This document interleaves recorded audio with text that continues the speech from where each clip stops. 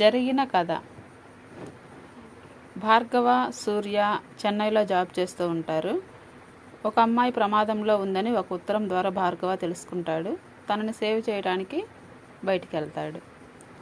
తరువాత అప్పుడప్పుడే బద్ధకంగా ఒళ్ళు వీర్చుకుంటూ మెల్లమెల్లగా కళ్ళు విప్పుతూ నిద్ర నుండి మేల్కొంటున్న చెన్నై మహానగరం ఆ క్షణంలో మటుకు కాస్త శాంతంగా ప్రశాంతంగా కనిపించింది. కొంచెం దూరమే అయినా తాను వెతుకుతున్న అడ్రస్ కనుక్కోవటం భార్గవ్కి కష్టం అనిపించలేదు. నటేషన్ నగర్ అది సిటీలోనే ఉన్న రెసిడెన్షియల్ ఏరియాలో అనిపించడం లేదు. చుట్టుపక్కల అన్ని గోడౌన్స్, హోల్సేల్ షాపులు ఉన్నాయి. అతను వెతుకుతున్న వీధి నటేషన్ నగర్ ఒక చిన్న సందులా ఉంది. వీధికి అటు చివర డెడ్ ఎండ్ కావటం వలన వాహనాల రాకపోకలు లేవు, నివాస గృహాలు లేవు. అతను వెతుకుతున్న ఇల్లు మటుకు వెంటనే కనిపించింది. నిజానికి అది ఇల్లు కాదు, చాలా పెద్ద భవంతి. చుట్టూ పెద్ద ప్రహరీ గోడ, బలిష్టమైన ఇనుప తలుపులు. అబ్బో, ఇదేదో అభేద్యమైన కంచుకోటలా ఉందే అనుకున్నాడు. అంతా బందోబస్తుగా ఉన్న మేడ చూస్తుంటే ఇంటర్నెట్లో చూసిన బిన్ లాడెన్ మేడ గుర్తొచ్చింది. నెంబర్ బాగుంది, 111, 111. నేను నమ్ముకున్న ఆ 7 కొండల వాడే నన్ను కాపాడతాడనే నమ్మకం నాకుంది. ఉత్తరంలో వాక్యాలు గుర్తుకొచ్చాయి. పుస్తకంతో పాటు పెరుమాళ్ ప్రసాదం చెట్టియార్ ఇవ్వటం కూడా గుర్తుకు వచ్చింది. ఖచ్చితంగా తనకి శ్రీనివాసుడు సహకరిస్తాడనుకొని 7 కొండలవాడా, 3 నామాలవాడా, గోవిందా గోవిందా మనసులో అనుకుంటూ బిల్డింగ్ సమీపించబోతుంటే అప్పుడే పక్క బడ్డీ నుండి ఛాయ్ తెచ్చుకొని గేటు వద్ద స్టూల్ మీద కూర్చొని బందూక్ సవరించుకుంటున్న గూర్ఖా కనిపించాడు. ఎందుకైనా మంచిదని బైక్ని ఎదురుగా కిల్లి కొట్టు దగ్గర పార్కు చేసి గేటు వద్దకు వచ్చిన భార్గవ్ని చూస్తూ కౌన్ హే తుమ్ హిందీలో అరిచాడు. భార్గవ్కి హిందీ రాదు, అర్థమవుతుంది కొద్దిగా. హమ్ హమ్ హై, ఈ బిల్డింగ్ కౌన్ హై ధైర్యంగా అడిగాడు. బిల్డింగ్ హై, తుమ్ కౌన్ హో మళ్ళీ గద్దించాడు. ఇక లాభం లేదనుకొని తమిళంలో మాట్లాడటం ప్రారంభించాడు. వాడికి తమిళం అర్థం అవుతుందిలా ఉంది, కానీ వాడు హిందీలోనే జవాబు ఇచ్చాడు. ఈ బిల్డింగ్ ఎవరిది? ఎవరిదైతే నీకెందుకు? పనుంది. అరే జావ్ బే జావ్, కోపడ్డాడు గూర్ఖా. అది కాదు భాయి, బాత్ మత్ కరో, జావ్ జావ్. ఆల్సేషియన్ భౌమన్నంత భీకరంగా అరిచాడు తుపాకీ సవరిస్తూ. ఇక లాభం లేదనుకున్నాడు భార్గవ. ఈ గూర్ఖావాడు ఆల్సేషియన్ కన్నా విశ్వపాత్రుడిలా ఉన్నాడు. ఆల్సేషియన్కి బిస్కెట్ ప్యాకెట్ పడేస్తే నోరు మూసుకుంటుంది. వీడు అలాంటి వాటికి కూడా లొంగే ఘటంలా లేడు అనుకుని ఎదురుగా ఉన్న హోటల్కి వెళ్ళి ఇడ్లీ తిని కాఫీ తాగుతూ ఆ బిల్డింగ్ పైన దృష్టి నిలిపాడు. మెల్లిమెల్లిగా సూర్యుడు పైకి పాకుతున్న కొలది నగరంలో సందడి కోలాహలం ప్రారంభమైంది. ఆ వీధి మాత్రం ట్రాఫిక్ రణఘన ధ్వనికి దూరంగా ఉంది. ఒక అరగంట హోటల్లో కూర్చొని వాళ్ళు బయటకు అనకుండా మర్యాద నిలుపుకోవాలని బయటికి వచ్చాడు. హోటల్ ముందున్న కిల్లి కొట్టు అప్పుడే తెరిచినట్టున్నాడు. దేవుడి ఫోటోలకి అగరొత్తుల ధూపం చూపిస్తున్నాడు కిల్లి కొట్టు అతను. 2 నిమిషాలు ఆగి షాపు ముందర తోరణాలలాగా వేలాడుతున్న పుస్తకాలలో న్యూస్ టుడే పుస్తకం తీసుకొని డబ్బులు చెల్లించి బడ్డీ ముందు ఉన్న బెంచ్ మీద కూర్చొని పుస్తకం తిరగేస్తూ ఒక కన్ను బిల్డింగ్పై వేశాడు. 9 దాటింది. పైన పడుతున్న ఎండను చూసి, సార్ ఎండ బాగా ఉంది అన్నాడు కిల్లి కొట్టు అతను తమిళంలో. పర్వాలేదు, కాసేపు ఆగి వెళ్ళిపోతాను, నా ఫ్రెండ్ వస్తానన్నాడు, అతని కోసం ఎదురు చూస్తున్నాను అన్నాడు బడ్డీ అతనికి అనుమానం రాకుండా. ఒక అరగంట తరువాత ఒక పెద్ద డాడ్జీ వ్యాన్ ఆ బిల్డింగ్ ముందు ఆగటం చూసి కుతూహలంగా ఎవరికీ తెలియకుండా అటే చూడసాగాడు. వ్యాన్ గేట్ సమీపించగానే గూర్ఖా లేచి నిలబడి సెల్యూట్ చేశాడు ఎవరికో. వ్యాన్ చుట్టూ పరదాలున్నాయి, నల్ల గ్లాసులు. ఒక చెయ్యి మాత్రం వ్యాన్ డ్రైవర్ సీటు నుంచి పైకి వచ్చి తాళం చెవులు సెక్యూరిటీకి ఇచ్చింది. గేటుకి ఉన్న పెద్ద తాళం కప్పని తెరిచి గేటు తలుపులు ఓపెన్ చేశాడు. వ్యాన్ లోనికి వెళ్ళగానే టక్కున గేటు తలుపులు మూసుకున్నాయి. గూర్ఖా మళ్ళీ స్టూల్ మీద కూర్చున్నాడు. గేటు తెరిచిన ఆ 2 నిమిషాల్లో లోనికి దృష్టి సారించాలని భార్గవ విఫల ప్రయత్నం చేశాడు. లేచి నిలబడి హిందూ పేపర్ కొంటూ, తంబి ఆ పెద్ద మేడ ఎవరిది అడిగాడు యథాలాపంగా అడిగినట్టు. తెలియదు సార్, బహుశా ఏ సినిమా వాళ్ళదో, రాజకీయ నాయకులదో, లేక ఏ పెద్ద బిజినెస్ మ్యాగ్నెట్తో అయి ఉండాలి. నువ్వు ఇక్కడ చాలా కాలం బట్టే ఉంటున్నావు కదా? అవును సార్, 5 సంవత్సరాల నుంచి ఉంటున్నాను. ఇన్నాళ్ళ నుండి ఉంటున్నా అదెవరిదో తెలియదా? ఆహా, మరేం లేదు, ఎవరైనా సినిమా వాళ్ళదైతే అప్పుడప్పుడు కనిపిస్తుంటారేమోనని అడిగా. లేదు సార్, సినిమా వాళ్ళు రాజకీయ నాయకులది అయినా ఇది రెసిడెన్షియల్ ఏరియా కాదు కనుక బయటకు రారు పబ్లిక్గా. ఆ సెక్యూరిటీ వరుస చూసి నేను అనుకుంటున్నాను అంతే. ఎప్పుడూ ఏవో వాహనాలు వస్తుంటాయి, మనుషుల ముఖాలు చూడలేదు. అలాగా అని వాచి చూసుకుంటూ, నా ఫ్రెండ్ రాలేదు, నేను వస్తా తంబి అన్నాడు భార్గవ. మంచిది సార్. అక్కడ నుండి బైక్ తీసుకొని రోడ్డు చివర ఇంకొక రోడ్డు సైడ్ పార్క్ చేశాడు. వీధి మలుపు వద్ద ఉన్న పెద్ద షాపు. ఎత్తైన మెట్లపై ఎక్కి కూర్చున్నాడు. తనని ఆ బిల్డింగ్ పరిసర ప్రాంతాల్లో ఎక్కువసేపు చూస్తే అల్సేషియన్ లాంటి గుర్ఖా తన వాసన పసిగట్టేస్తాడేమోనని ఎవరికీ కనపడకుండా కూర్చున్నాడు. ఆ బిల్డింగ్ తనకు కనిపిస్తుంది కానీ బిల్డింగ్ దగ్గర వాళ్ళు తనను చూడలేరు. ఆ రోజు ఆదివారం కావటం వలన ఆ షాప్ మూసి ఉండటం అతనికి ఉపకరించింది. మరొక అరగంట తర్వాత లోపలికి వెళ్ళిన వ్యాన్ బయటకు వచ్చి అతడి ముందు నుంచే వెళ్ళిపోయింది. ఎంత పరిశీలనగా చూసినా లోపల ఏముందో తెలియటం లేదు నల్ల గ్లాసుల వలన. కొంపదీసి ఆమెకి ఏమైనా అవలేదు కదా, ఈ వ్యాన్లో పట్టుకుపోతున్నారా? అలా అనుకుంటుంటే ఒళ్ళు జలధరించింది. పర్వాలేదు, ఏమై ఉండదు, తనకి తానే సర్ది చెప్పుకుంటూ ఎందుకైనా మంచిదని వ్యాన్ నంబర్ నోటు చేసుకుని సెల్తో ఫోటో తీశాడు, ఎవరూ గమనించకుండా. మరొక గంట గడిచింది. ఇలా ఎంతసేపు కూర్చున్నా ఏమిటి లాభం? మనుషులెవరూ ఆ బిల్డింగ్ నుండి రారని కిల్లి కొట్టతను చెప్పాడు. మరెలా ఆ బిల్డింగ్లో ప్రవేశించాలన్నా, లోపలేం జరుగుతుందో తెలుసుకోవాలన్నా ఎవరిని అడగాలి అనుకుంటూ లేచి నిలబడి ఒక్కసారి ఒళ్ళు విరుచుకున్నాడు. రాత్రంతా ప్రయాణం, పైగా ఏవో ఆలోచనల వలన నిద్రలేమితో కళ్ళు ఎర్రబడ్డాయి. సూర్యు చెప్పినట్టు వృధా ప్రయాసలా ఉంది ఇదంతా. నేరుగా వెళ్ళి పోలీసులకు చెప్పేస్తే ఏదైనా ఉంటే వాళ్లే చూసుకుంటారు, కాలయాపన మంచిది కాదు అని బయలుదేరపోతుంటే ఎవరో నల్లగా కాస్త లావుగా ఉన్న ఒక స్త్రీ గేటు వద్ద నిలబడి గుర్ఖాతో ఏదో మాట్లాడడం కనిపించింది.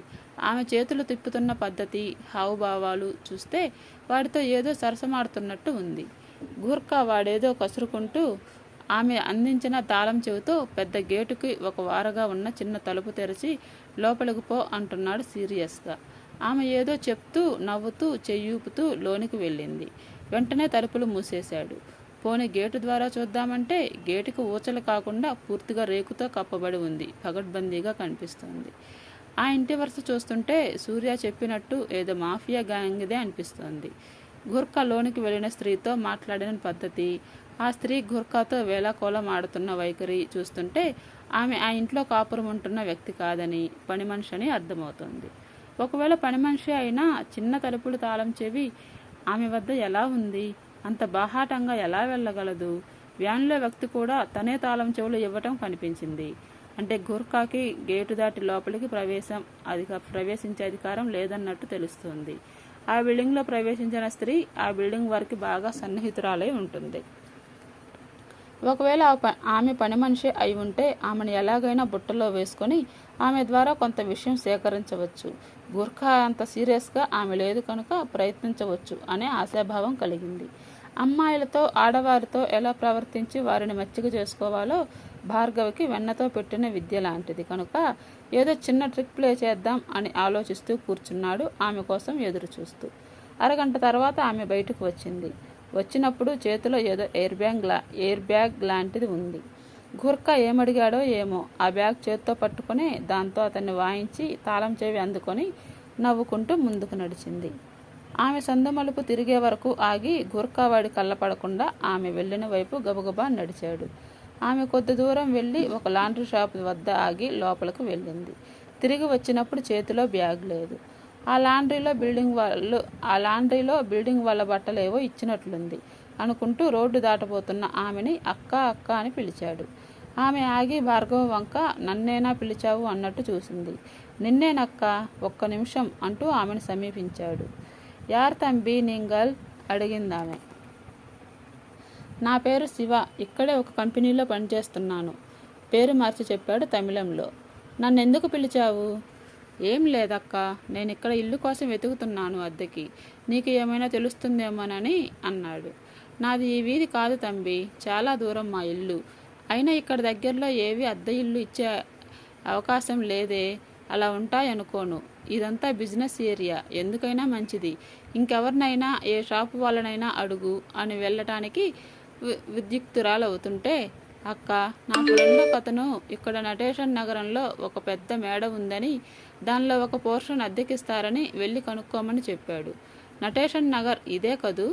తానొచ్చిన సందు చూపిస్తూ అడిగాడు అమాయకంగా. అవును అదే అంటూ, అక్కడే ఒక పెద్ద మేడ ఉంది, అది తప్ప వేరే ఇల్లు లేవు, నీకెవరో తప్పుగా చెప్పి ఉంటారు అంది. అక్క, మీరు ఆ మేడలో నుండి రావటం చూశాను. ఆ మేడ ఓనర్ మీరే అనుకొని మీరొచ్చేదాకా ఇక్కడ నిలబడ్డాను. నా ఫ్రెండ్ చెప్పిన నటేషన్ నగర్ అదే అనుకొని ఓరగా ఆమె కవలికలు గమనిస్తూ అన్నాడు. అయ్యో, అంత పెద్ద బిల్డింగ్ ఓనర్నైతే పని మనిషిగా బతకవలసిన కర్మ ఏమిటి? ఓ, మీరు పని చేస్తున్నారా? ఆ మాట అంటే ఎవరూ నమ్మలేరు. పాత సినిమా హీరోయిన్లు సావిత్రి, మరొక ఆమె ఎవరు, గుర్తొచ్చింది, దేవిక వాళ్ళలాగా ఉన్నారు. అందుకే ఆ మేడ ఓనర్ అని, చాలా ధనవంతులని అనుకున్నాను. ఆ మాటకి ఆమె నల్లటి ముఖం 100 వోల్టుల బల్బులా వెలగటం చూసి, పర్వాలేదు దారికొస్తోంది అనుకుంటూ, ఏమిటో భగవంతుడి మాయ, పల్లకి ఎక్కవలసిన వాళ్ళ చేత మోయిస్తాడు, మోయవలసిన వాళ్ళ చేత పల్లకి ఎక్కిస్తాడు. మెట్ట వేదాంతం చెప్తూ, అక్క, ఆ మేడలో ఏదైనా చిన్న పోర్షన్ ఉందా? మెల్లగా అడుగుతూ సందేహిస్తూ చూశాడు. గుడ్లురిమి చూడదు కదా అని. ఆ ప్రసక్తే లేదు. ఆ ఇంట్లో అద్దె కాదు కదా, ఆ లోపల ఎవరు అడుగు కూడా పెట్టలేరు. అంత భయంకరమా? నోరు జారి మళ్ళీ దిద్దుకుంటూ, అవునవును, ఆ గూర్ఖావాడు ఆల్సేషియన్లా మీద పడిపోతున్నాడు అన్నాడు. ఆ దొంగసొచ్చినోడు రోజు వెళ్ళే నన్నే నిలబెట్టేస్తుంటాడు, తమిళంలో తిట్టింది. మిమ్మల్ని నిలబెట్టేస్తాడా? ఆశ్చర్యం నటిస్తూ చూశాడు. అవును, ఆ గూర్ఖా వాళ్ళే అంతా, ఎవరినీ నమ్మరు. ఏదో హిందీలో హై హై అంటుంటాడు, ఏదో ముఖం వాడు. అక్క, రోజు ఇక్కడికి వస్తావన్నారు కదా, నేను ఈ ఊరికి కొత్త, మీరేమో ఈ ఊరి వారు, నాకు మీరే ఈ ఉపకారం చెయ్యాలక్క. మీరెవరినైనా కనుక్కొని ఉంటే నాకు చెప్పండి. ఊరికే వద్దు, 1 నెల అద్దె మీకు కమిషన్గా ఇస్తాను. చిన్న పోర్షన్ అంటే 1 గది, వంటిల్లున్నా సరిపోతుంది. 5,000 వరకు, అవసరమైతే ఇంకో 1000 అయినా ఇస్తాను అద్దె అనటంతో ఆమెకు ఆశ కలిగింది. అది అర్థమైన భార్గవ జేబులో నుండి 500 రూపాయల నోటు తీసి అందిస్తూ, ఇది అడ్వాన్స్గా ఉంచక్క అన్నాడు. ఇల్లు చూడకుండా అడ్వాన్స్ ఎందుకు? ఆశ్చర్యంగా అనుమానంగా చూసింది. అడ్వాన్స్ ఎక్కడికి పోతుందక్క, ఇల్లు గురించి నా బాధ అలాంటిది అన్నాడు సాధ్యమైనంత వరకు జాలిగా ముఖం పెడుతూ. ఒంటరిగా ఉంటావా అడిగింది నోటు అందుకుంటూ. లేదక్క, నేను నా భార్య ఉంటాము సిగ్గు నటిస్తూ అన్నాడు. కళ్యాణమైందా? స్టూడెంట్ అనుకున్నా. అవునక్క, కొత్తగా పెళ్ళైంది. మా ఆవిడ నాతో వచ్చేస్తానని ఒకటే గొడవ ఇంటికెళ్తే, ఆమె పోరు పడిలాక ఊరికి వెళ్ళిన వాడిని రేపటి వరకు ఆగకుండా నిన్న రాత్రే బయలుదేరి వచ్చేసాను. ఈరోజు ఆదివారం కదా, ఇల్లు వెతుక్కుందామని ఇలా వచ్చాను. ఇక్కడే ఎందుకు ఇల్లు వెతుక్కోవాలనుకుంటున్నావు? వేరే చోట మంచి ఇల్లు దొరుకుతాయి. ఈ ప్రాంతాలు అంత మంచివి కావు అనుకుంటాను. పైగా కొత్తగా పెళ్ళైందంటున్నావు. ఇక్కడికి నా ఆఫీస్ చాలా దగ్గరక్క. దగ్గరుంటే మధ్యాహ్నం ఇంటికి భోజనానికి వచ్చేయచ్చు. పెళ్ళయ్యి భార్య కాపురానికి వచ్చాక కూడా హోటల్లో భోంచేస్తే మా అమ్మ నన్ను బతకనివ్వదు అన్నాడు అతను. అతని మాటలకు నవ్వుతూ, తంబి, నువ్వు తమాషగా మాట్లాడతావు. ఇంతకీ ఎక్కడి నుండి వచ్చావు? నువ్వు తమిళవాడిలా లేవు. నేను ఆంధ్రప్రదేశ్ నుంచి వచ్చానక్క. అంటే తెలుగా? అవును, తెలుగే. ఓ అని క్షణం ఆగి, ఆ మేడలో ఆమె కూడా తెలుగే అని నాలుగు ఖర్చుకుంటూ, సరే సరే, రేపు కనిపించు అంది. సరేనక్క, నువ్వేదో అన్నావు, ఆ మేడలో ఎవరో తెలుగు అని. బహువచనం నుండి సంబోధన ఏకవచనంలోకి మారుస్తూ మెల్లిగా కూపిలాగటానికి ప్రయత్నించాడు. ఆ విషయాలు అడక్కు, నీకు ఇల్లు కావాలన్నావు, అదే మాట్లాడు సీరియస్గా అంది. సరే అక్క, ఇదే టైంకి రమ్మన్నావా? లేదు, రేపు సాయంత్రం వస్తాను. నువ్వు 4 గంటలకు వచ్చి ఇక్కడ లాండ్రీ దగ్గర నిలబడు. నా పని ముగించుకొని వచ్చి ఏ విషయం చెప్తాను. నాకు చాలా పని ఉంది, వస్తాను అని బయలుదేరిపోతుంటే, మీ ఇల్లు ఎక్కడక్క అని అడిగాడు. చెప్పిందామె. చాలా దూరం. ఎలా వెళ్తావు? సిటీ బస్సులో.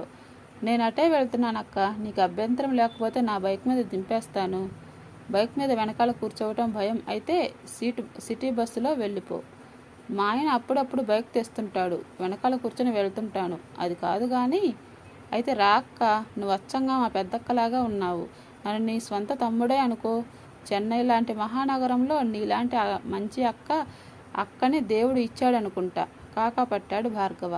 నల్ల తంబి మురిసిపోతూ అతని బైక్ మీద వెనకాల కూర్చుంది. భార్గవ ఉండే ఇల్లు కూడా ఆమె వెళ్ళే వైపే. ఆమె చెప్పిన చోట బైక్ ఆపాడు. అక్కడికి చెట్టియార్ షాపు చాలా దగ్గర. ఆమె బైక్ దిగగానే, అక్క, బావగారు ఏం చేస్తుంటారో అడగొచ్చా? మొహమాటంగా అడిగినట్లు అడిగాడు. డ్రైవర్. ఓ, మంచి పనే. పిల్లలు ఎంతమంది? 3, 2 అమ్మాయిలు, 1 అబ్బాయి. చాలా సంతోషం, వస్తానక్క అని రైన దూసుకుపోయాడు ముందుకి. తమాషా అయిన తంబి అనుకుందామే. అంతసేపైనా బయటికి వెళ్ళినవాడు ఆజాపాజా లేదని ఆందోళన చెందుతున్న సూర్య, హొర్రే మన సంతోషంతో అరుస్తూ లోనికి వచ్చిన భార్గవుని చూస్తూ, ఏమిట్రా, వెళ్ళిన పని గ్రాండ్ సక్సెస్ అనుకుంటా ఆత్రంగా అడిగాడు. గ్రాండ్ సక్సెస్ కాదు కానీ పార్ట్లీ సక్సెస్ అంటూ తాను సేకరించిన వివరాలు చెప్తూ, మొత్తానికి అదొక భయంకరమైన బూత్ బంగ్లా అని ఒక తెలుగామె ఉందని తెలిసింది. అంతవరకు చాలు, మిగిలినవి రేపు కూపి లాగేస్తాను అనటంతో, నువ్వు సామాన్యుడివి కాదురా, ఉద్దండ పిండానివి అభినందించాడు సూర్య. ఆ మర్నాడు మధ్యాహ్నం 2 గంటల లోపలే ఇన్స్పెక్షన్ ముగియటంతో బతుకు జీవుడా అనుకొని మిగిలిన పని సూర్యాన్ని మేనేజ్ చేసుకోమని 3 గంటలకి హుషారుగా బయటికి వచ్చాడు భార్గవ. అతను రూమ్కి వచ్చి డ్రెస్ మార్చుకొని బయలుదేరిపోతుంటే తను వచ్చేస్తున్నప్పుడు అమ్మ ఆటో వరకు వచ్చి అందించిన స్వీట్స్ గుర్తొచ్చాయి. బందర్ లడ్డు, కాకినాడ కాజా, పాలకొల్లు, పూతరేకులు, వాటన్నింటిలో కొన్ని తీసి వేరే ప్యాకెట్లో ప్యాక్ చేసి పట్టుకొని బయలుదేరాడు. సరిగ్గా 4 గంటలకి భార్గవ ఆమె చెప్పిన లాండ్రీ వద్ద నిలబడ్డాడు. ఇంతటితో ఈరోజు ఆపేద్దాం. మళ్ళీ 3వ ఎపిసోడ్లో కలుద్దాం.